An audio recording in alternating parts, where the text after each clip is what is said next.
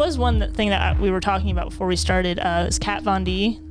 How she was like a makeup artist, or no. She had a makeup brand. I know that as much. And she's like some sort of tattoo artist, and she was like into like, you know, witchcraft and like a lot of new age stuff, like had like books and stuff, and she ended up turning her life over to Christ, and she was like big.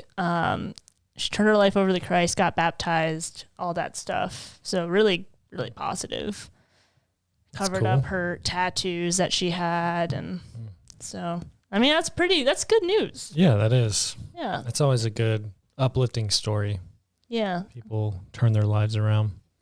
I'm glad we took 30 seconds to do that before we spend the rest of the podcast talking about Hooray for Kat Von D. Yeah. Did I say that right? Is that Kat? Mm-hmm.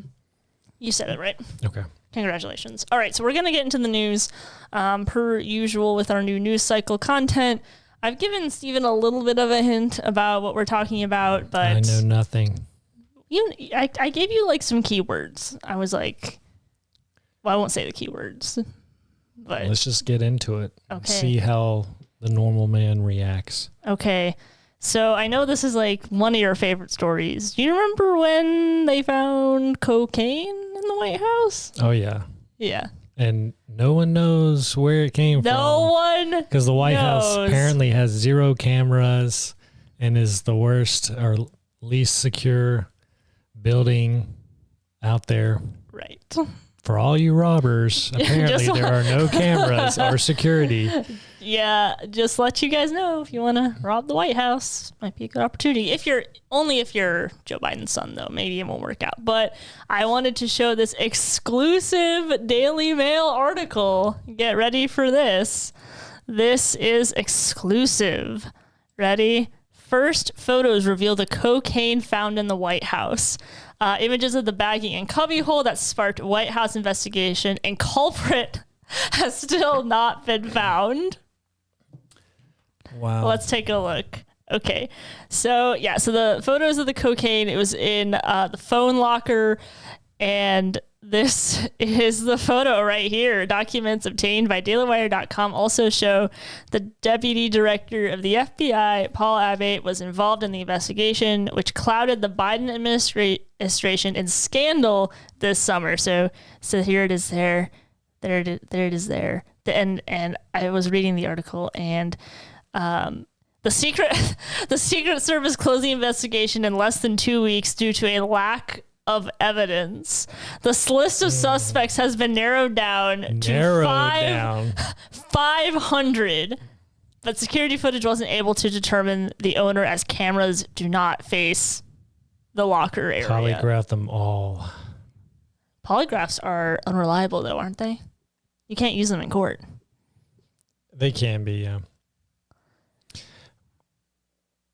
So there's one of 3 things happening here. Okay. Or maybe one of 2 things. One is obviously the FBI is in cahoots with whoever's cocaine that was. And so they're trying to release as little as information as possible to keep But they've narrowed it down to 500 whoever suspects. Cocaine that is, to protect them. Or 2, they are so incompetent in this investigation, which means they should probably... So either of those 2 scenarios, they most likely should not have a job as an FBI agent if that's the case. And then number 3 would just be that they're telling the truth, I guess, and that the White House apparently has no security, which I find that very hard to believe, that there's no camera at any angle that could show and indicate who was entering in that locker room, and some form of evidence that could be concluded from that.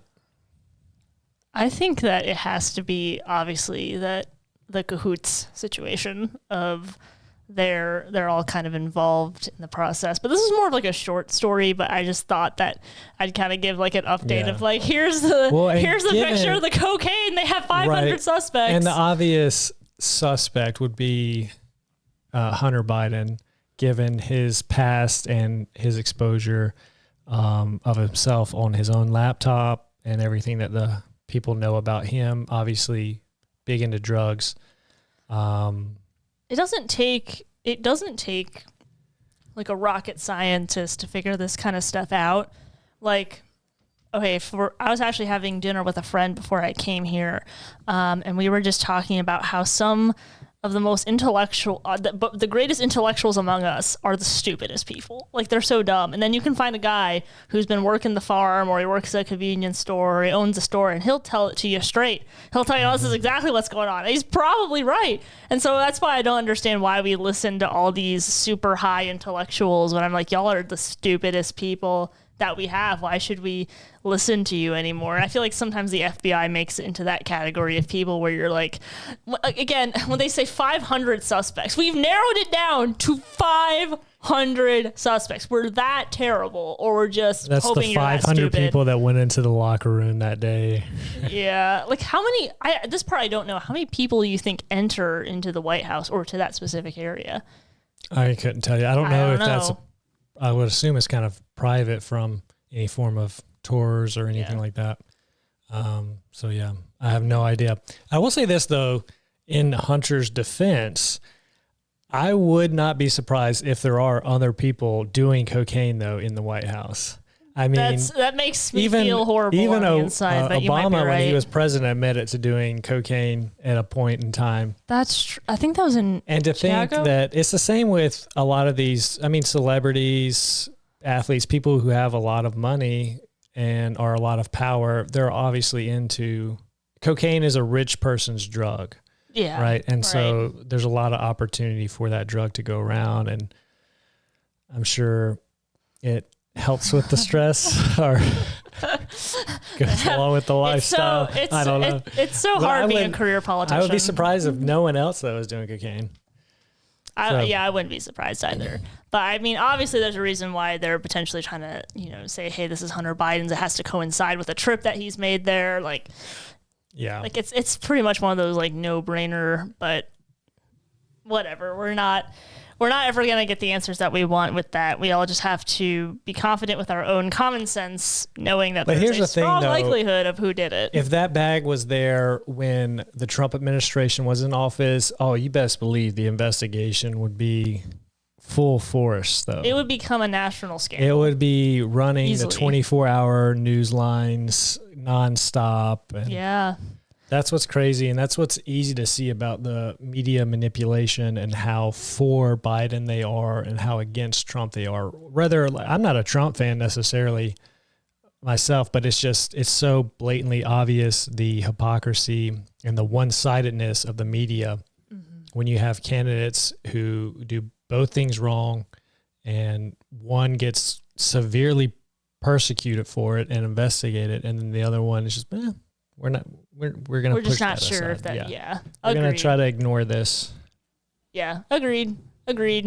All right, so we'll go ahead and move on to the next topic, and I don't know how much time we're going to end up spending here, but again, you're not a big social media guy. Like, I send you Instagram reels all the time, and then I have to show them to you in person because you check your Instagram like once a month.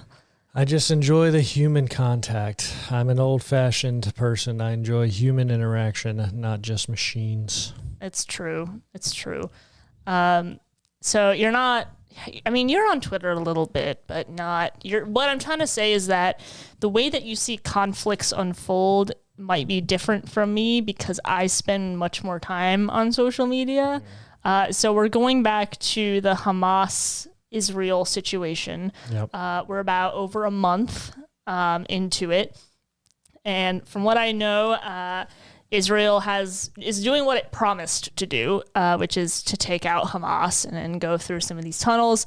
But to no one's surprise, Israel is getting heat for trying to get rid of these terrorists. And what these terrorists do, again, I am not some sort of expert on Israel and Hamas, but again, use a little bit of common sense here.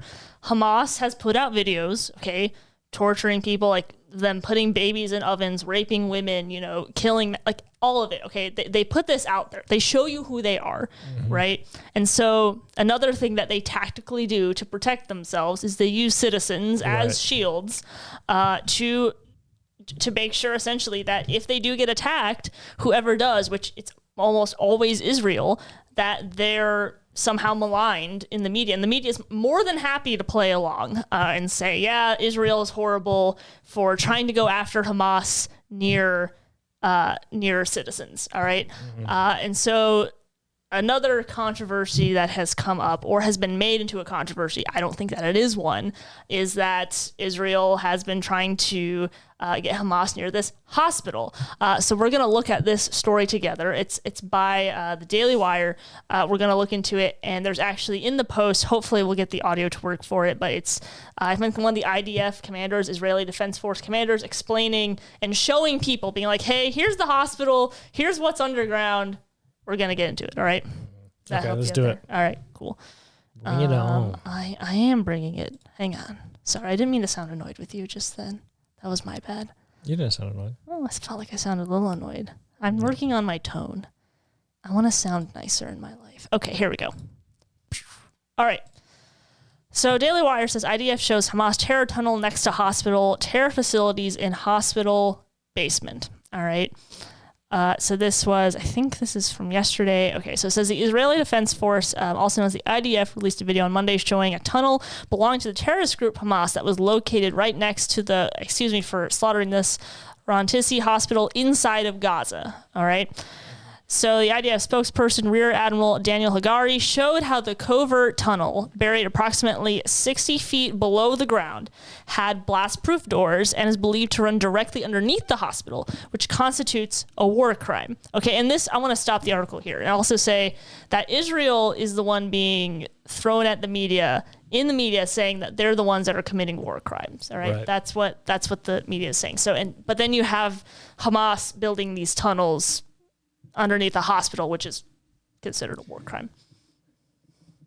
I have a question. This may be stupid or not because I don't know much about the political landscape, but Hamas is a separate terrorist group from like Gaza and everything. Do they not have their own separate, say, police force or any form of military that would have been, obviously, if Hamas is putting solar panels on the hospital, it's like, hey, what are you doing?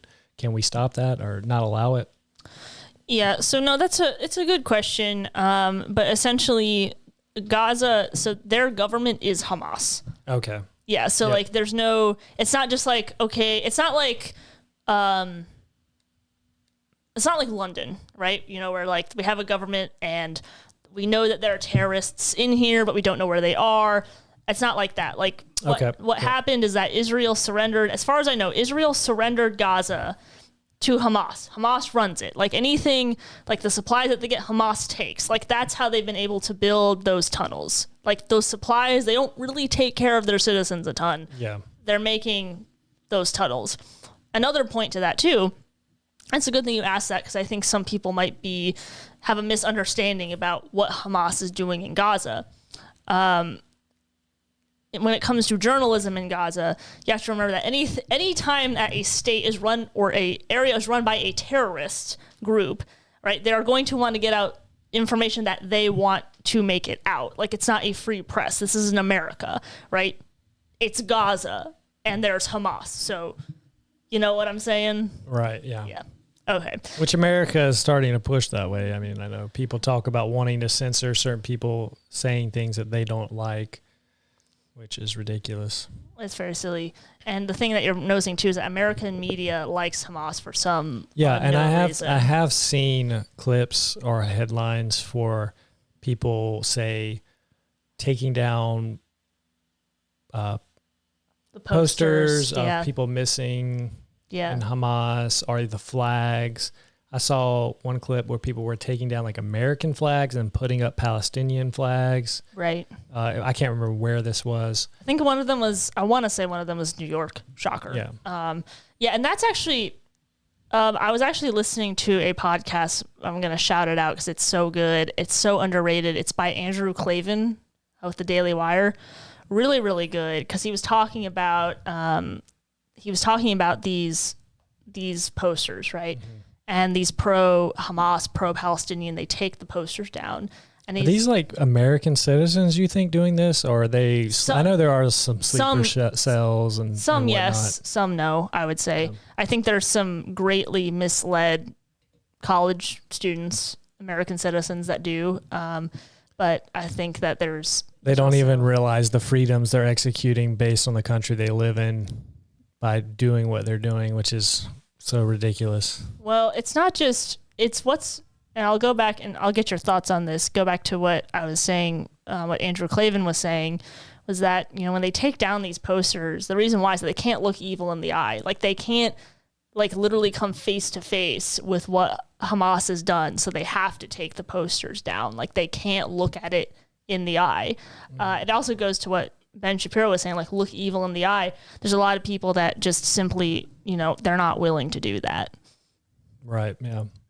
And this also came from, spoiler aheads of a review we're going to be doing of a series we've been watching about convicting a murderer. But in that, there was something I think applies here, where if you go on believing something for so long or so in depth, and then it turns out or is pretty blatantly, obviously false, then it's hard to still be confronted with that truth, because it can reflect on you of like, oh, I felt stupid now for believing this. And so you almost deny it and you still live in that lie. And so anything, it's like a pride. Yeah. And then anything that reflects the truth, you want to get rid of. Mm-hmm. So I would imagine that maybe some of that also is pertinent here. Like you said, seeing like the evil, and it's like, oh, well, I thought Hamas was actually not so bad. So I'm going to, I don't even know how you mentally even get to that spot. Yeah.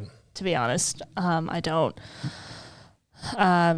So going back to the article here. So the tunnels powered by solar panels on top of the hospital. Hagari then showed the viewers the basement of the hospital and evidence that was present that indicated that hostages were being held there. The IDF found large quantities of explosive grenades, RPGs, ammunition, firearms, suicide vests, and more in the basement of the hospital, of course. And Hamas will just say, like, oh, that's so medicinal for medicinal use. Gross. They even found what they believed was one of the motorcycles that Hamas terrorists rode into Israel during their October 7th attack. Hagari showed a chair that was found where someone, presumably a woman, based on a dress that was located there, had been physically restrained through the use of heavy-duty zip ties. He also showed that baby bottles and diapers were scattered throughout various areas where the terrorists may have kept some of the hostages. In one room, the terrorists hung curtains up against a concrete wall that had been painted white, which Hagari noted was so that terrorists could film propaganda videos against the backdrop of the curtains. The IDF also found logs written in Arabic of the names of individual Hamas terrorists who were responsible for guarding one of the main areas where hostages were being held. I'm going to see if I can play some of the video here.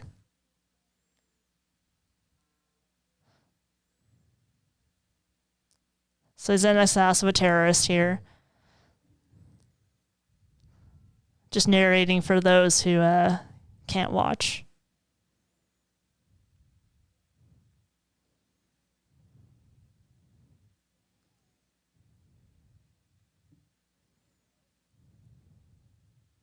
Okay.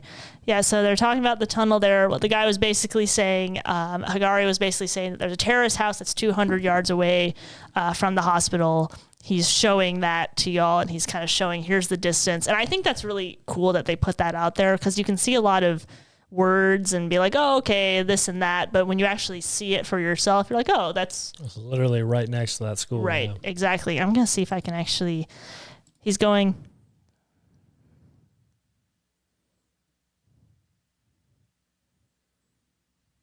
showing us the evidence. He's going into these tunnels here.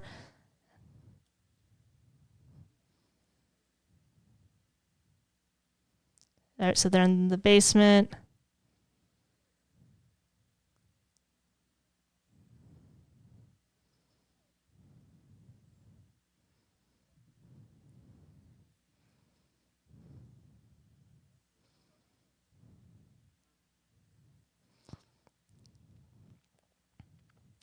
And so here they're showing all the different gear that was already listed. So again, this is not medicinal stuff. This is, again, suicide vests, ammunition, all that good stuff. I want to see if there's another part of the video.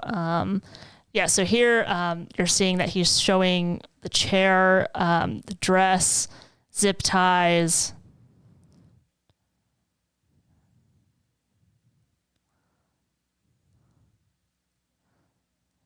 And I'm going to actually stop the video here. This is actually important. So this thing that you see here, I don't know 100% what it is, but I know that it is a piece of important equipment meant to help. It's from the World Health Organization. So all the people that are like, oh, the stuff that if we bring in aid into Gaza, oh, it's going to go to the Gazans. No, like this stuff goes to Hamas. Like, I don't think people realize that, because you kind of asked the question of like, is there another government in Gaza? No, like Hamas is. They kind of run the show. They control the exactly inflow and the outflow. Exactly. Yeah. So I wanted to point that out. There's a baby bottle in a basement here.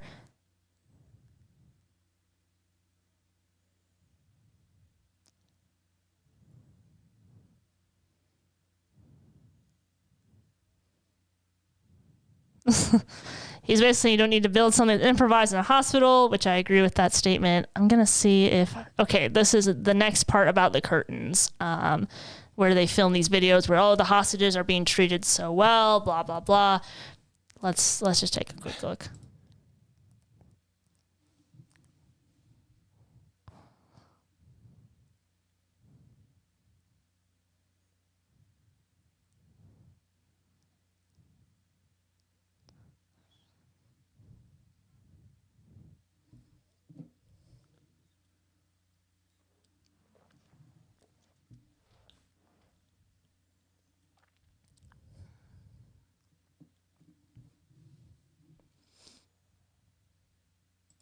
So he's just basically showing the list that we talked about of their, like, who's guarding who. It's in Arabic there.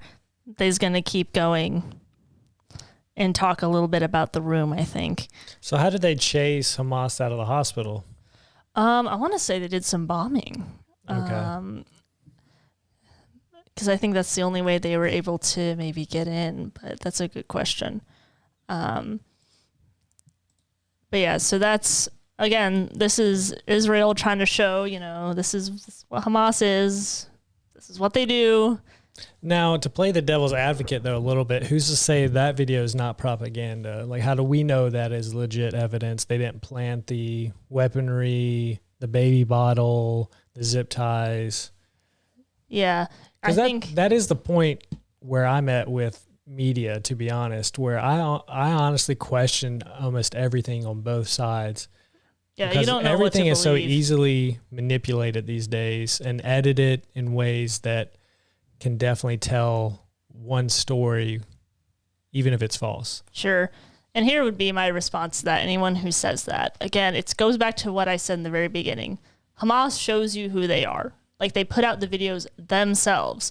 You have to ask yourself, and this is why you can't just rely on the media. You have to actually do some of your own research. You have to know, okay, who is Israel? Like, do I know the history of Israel? Because if you have one person saying Israel's horrible, here's X and Y evidence, be like, oh yeah, okay. And then it's like, oh, Hamas is bad. And it's like, oh, okay. And you don't like actually know. Well, that's what we have, a society that just regurgitates something that they see or hear. And then again, like I was saying earlier, then they start believing it and believe that narrative for so long that if it ends up not being true, they're still caught in that same belief system. Right. And they're not being proactive to learn this information for themselves. Yeah. I'm not as familiar until this. I wasn't as familiar with Hamas. I was definitely though familiar with ISIS, Al Qaeda. I was reading, but doing an audiobook on extreme Islam. So again, this is what I'm trying to say is like, this is consistent. Like, this is consistent character from Hamas. And then when it comes to Israel, Israel's not a perfect government, but this is, again, consistent with their character. So when you suggest that there's equality with how Israel is conducting war as opposed to Hamas, I'm like, well, that's bullcrap, pretty straight up. I don't need, to have like abundance amount of fact checks to get me there. Yeah. So there's that. There's that for you. We are going to enter, and this is actually the place I wanted to spend a little bit more time. And this is our more culture topic. So we got our politics out of the way. Yay. But this is one I wanted to talk to you about because you and I have actually had. I'm excited to hear about this one. Yeah, we've had some conversations about it. Okay. So I asked a question on social media. I asked how much content is too obscene for teenagers? Like, when is too much obscene content? And here's, okay, hold your thought on that. Hold your thought on that. Because we had talked about, and we were like driving to a restaurant to get some food and margaritas. And we were talking about like the types of shows that teenagers watch these days. I don't know if you remember this conversation. I do remember the conversation. And I was talking to you about this show called Euphoria that I've never seen. But this show called Euphoria, which has basically every obscene sex thing to be known, drugs, it like follows these teenagers. I kind of describe it as like the rated X version of Friday Night Lights, to be honest. And these are things that teenagers are into, like 15, 16-year-olds. And they're talking about suicide and like there's a transgender person and like all of this stuff. It's a really dark show. I've seen some clips of it, and even like cinematically speaking, it's pretty dark the way that they do it. And so there was a death that was related to the show. And actually, hang on, actual death or a death in the show? A real death. Let me go ahead and put this up. There we go. Fox News. Haven't seen you in a while. Okay, so there was a producer here from Euphoria whose name is Kevin Turin, who passed away over the weekend. He's 44 years old. And we don't know how he died, all right? So I'm putting that out there. We don't know how he died, but he's pretty young. It was very unexpected. He said, "We are saddened to learn of the sudden passing of our friend and colleague, Kevin Turin. He was a talented producer and collaborator and will be immensely missed by all who knew and had the fortune of working with him." So again, pretty young guy. Producer for this show and was close friends with the creator of the show of Euphoria. He also worked on the show called The Idol. Do you know what The Idol is? I don't. Okay. Nope. Hey, I'm going to show it to you. So... actually, hang on. If I could type, that would be great. Okay. The Idol. The Idol is another drama series that is like super sexed up. Which I feel like are most these days. Yeah, but it's not like super good. So after having a nervous breakdown that caused the cancellation of her last tour, an aspiring pop star begins a complicated relationship with a self-help guru and the head of a contemporary cult. So that sounds really fun, right? But again, another series that he was working on, and he dies. Now, I don't know how he died. I'm going to take a wild guess, but I'm not sure. All right. And so now I want to talk about another death. All right. Okay. So Kevin's death comes after the death of another Euphoria star named Angus Cloud, who died. We're going to see it here. On July 31st, at 25 years old, he died of suicide. Wow. And so he was an actor in the show. Correct. Okay. He was an actor. And so I decided, I was like, I wanted to look into this show a little bit. I didn't want to watch it, but I looked into it. I'm monologuing at you for a little bit, but I want to get your thoughts. Yeah. So I want to give you all the information and kind of give you my thought process first. And I look at a guy like Kevin, all right, where he's working on these really dark shows. Like The Idol's pretty dark, Euphoria is really dark. And then you look at someone like Angus Cloud. I don't even know if that's his real name or not, but 25, decides to kill himself, supposed to actually living. And so I was like, okay, let me go ahead and just look into this show. Like, as an artist, let me put it this way, as an artist, you connect yourself to your work. Like that doesn't come out of nowhere. Yeah. Well, speaking of that, because that's kind of what happened with Heath Ledger, right? Where when he assumed the role of the Joker, because he was a method actor too, so he meant he took it to an extreme of really getting into the mind space of those characters that he played. Right. And obviously the Joker is not a great mind space for anyone to actually live in. Right. Even though he did a phenomenal performance that will never be topped. Right. It's still saddened to see how psychologically that affected him. And I think because then he turned to drugs and died of an overdose. Right. Because of it. So yeah, it's so true that if you immerse yourself in a world, even if it's quote unquote pretend you're acting, you still invite that mindset, that heaviness and kind of almost depression into yourself. No, I think that's very much what I was trying to hit on there. That the separation can be really difficult. And I wanted to kind of go through very quickly, just looking at this show. All right. And this is from IMDb. All right. So this is not a Christian site. All right. This is pretty secular. So they're saying that the sex and nudity is severe. Example is a girl sees a fully erect penis on her phone. Girl and breast buttocks are completely shown throughout. And so this is depicting high school students too, right? This is high school students. Okay. Slideshows of dick pics, sex and nudity. Pornhub's mention sexual dialogue throughout. Okay, you get the idea. No, it seems pretty standard of how I was imagining it based on what you've described. Right. Violence and gore is pretty moderate, which is what I expected. Yeah, it's mainly, I'm sure, just heavy on the drugs and the sex is probably. Yeah, profanity is pretty high. But this is the part that really got me. In this particular article, it says the constant strong language mostly involving F and all permutations, but also involving 3 other words I won't say. and this is the beep, part. Beep, beep. Yeah. And just about every other obscene word imaginable. Mm-hmm. That's what this article says. This is not a Christian religious source. Everything you can think of, this show has. Yeah. Drugs and alcohol. And again, even though severe. the actors, like the one who passed away was 25, they're depicting essentially teenagers, right? High schoolers. And obviously, I'm sure high schoolers are watching the show. And it's just going to perpetuate that it's almost like it's cool to operate in this realm of almost lowness and then also heavy into sex and drugs. And it's actually kind of cool to operate in that space.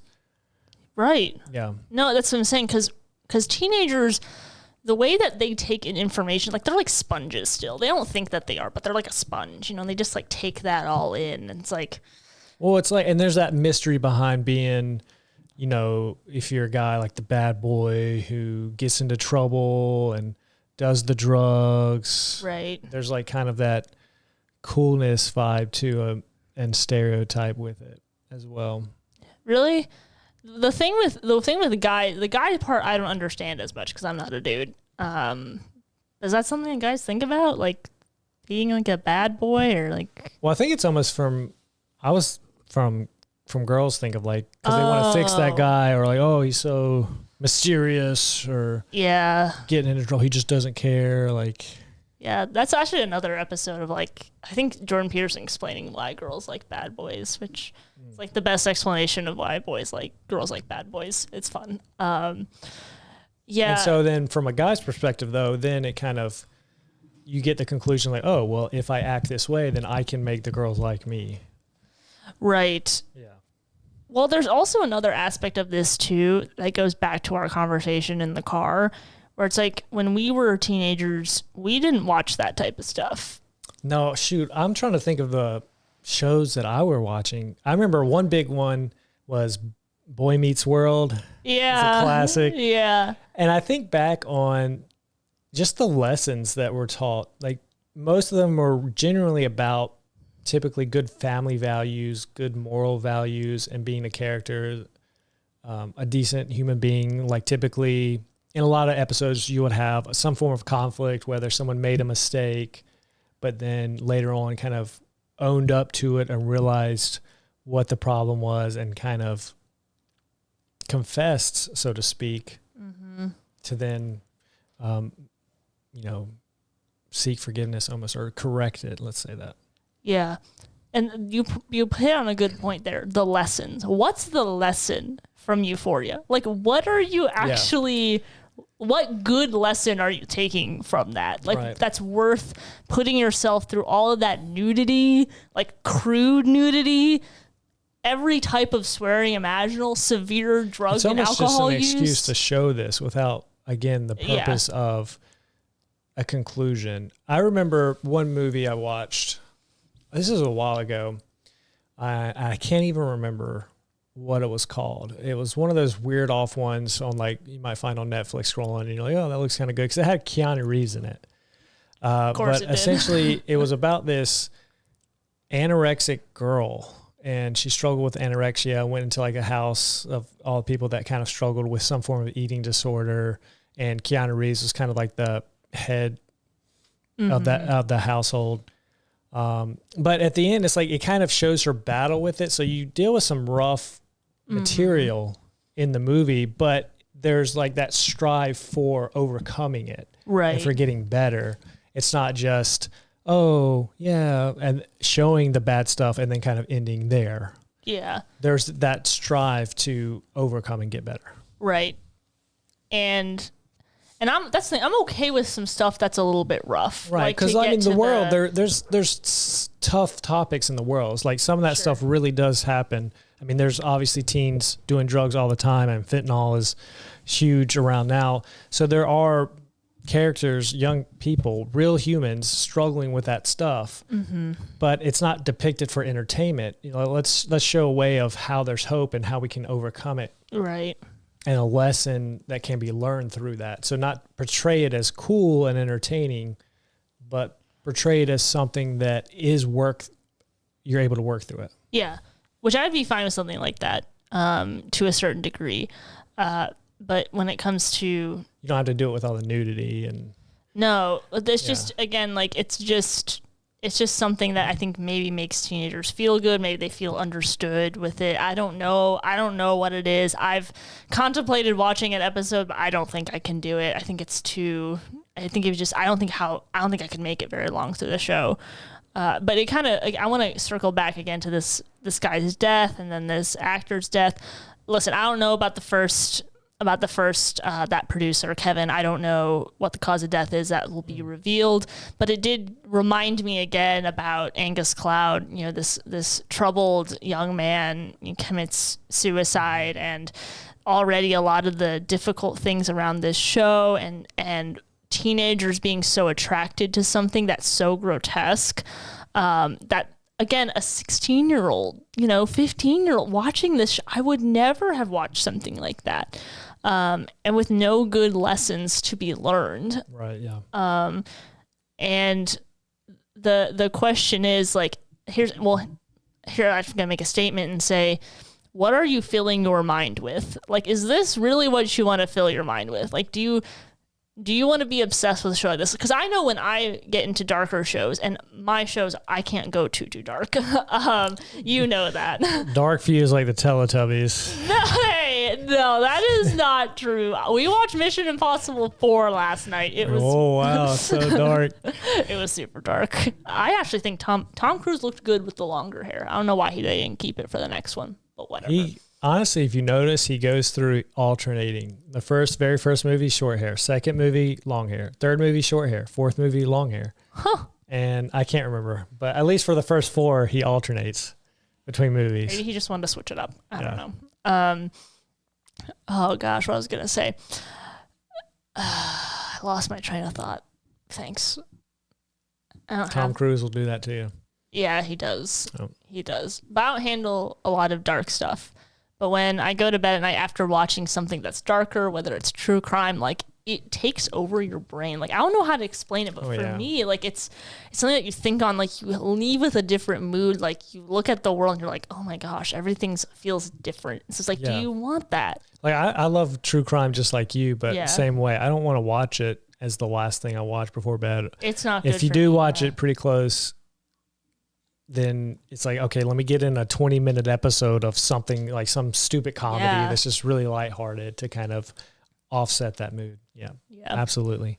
So parents, if you have teenagers and they're watching this type of show, don't let them. What's weird is because that show then I'm sure is rated like TV mature or something like that. Right. Which is designated for 17 and up. Something like that. But here's the thing though, like they got some flack for it, like for how just grotesque but that goes into was. Like who is based on the rating system, right? If it's not meant, like you're not supposed to watch it if you're under the age of say 17. I think it might be higher for the MA. I know like the R ratings is 17. But then who is your audience target? Because you're portraying high school students. Well, do you think adults? Well, that's you think they have a large adult base? That's what I was going to touch on real quick. It was basically that they got the flack for it. And so one of the main stars is Zendaya. She played Mary Jane. Yeah, she played Mary Jane in the Tom Holland Spider-Man. Mm-hmm. And so she's like the main character. I think her name's Rue in the story. And on her How old is Zendaya in real life? Oh, she's probably about my age. Okay. Yeah, she's about my age. But she has a very strong teenage audience.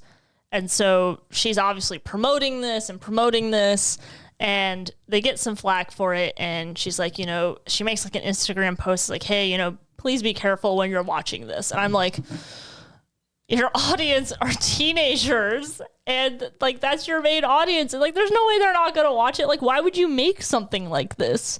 Like, what's the point? Like, I don't understand. So it is, I would say in my interpretation is like, it's not technically marketed towards teenagers, but it's for teenagers. That there's going to be able to watch it. Yeah. Well, that's what I'm saying. Then are there adults that would want to watch drama based off of high school students? I'm sure they would. Yeah. I mean, look at us. We watched Friday Night Lights. It's also football. That's true. But I want to, Wash, do you have any other thoughts on this? Just so many that I can't express them all. We don't have enough time to go through all my thoughts. Okay. Yeah, so I'll do the audience a favor and say no. Well, I have some good news. Do you want good news? Yeah, let's get it. Okay, because we're talking about all the sex and all of this. And there was a study. Where is that? Is that HBO show or is that a HBO? Okay. Are you going to watch it? No. Okay. I was like, you probably won't like it. I thought I've seen it because I do have Max, obviously, because it's not HBO now. It's called Max. Yeah. And just like Twitter is called X. Yeah. I don't like these name changes. Me neither. Throw me off. I agree. You and I are on the same page. Okay. Good news. Romance or no mance. Adolescents prefer to see less sex, more friendships, platonic relationships on screen. How do you feel about that? I think that we're moving in the right direction. Hey. You go, adolescents. So I would say go find, I don't know if it's on any streaming services, but go try to find Boy Meets World. It's a great family-friendly show. Yeah. I haven't watched it. I almost want to go back and watch it just to relive the nostalgia of it. Watch me react to it. What is that? Eric? No, I don't know. I don't know Boy Meets World. Oh. Yeah, I don't know that show. You said you watched it. I've been deceived. No, I was I was really homeschooled.